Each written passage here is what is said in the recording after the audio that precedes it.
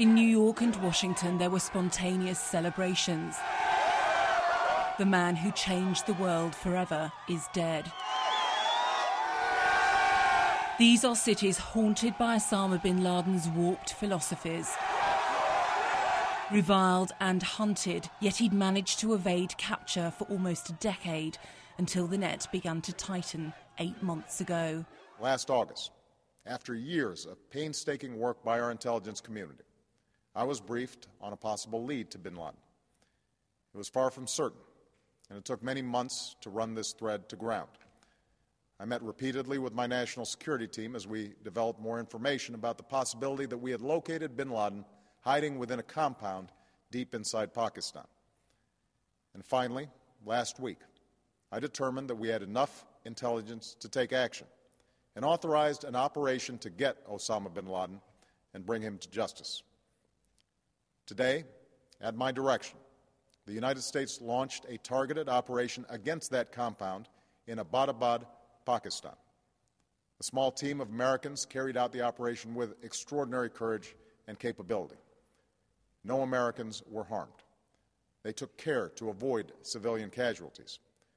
After a firefight, they killed Osama bin Laden and took custody of his body.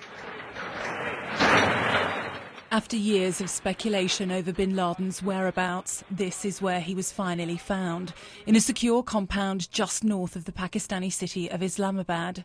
It reportedly had walls 12 feet high and was distinct as an expensive property in the area, though apparently had no phone or internet connection. The son of a wealthy Saudi construction company, bin Laden grew up in a privileged world.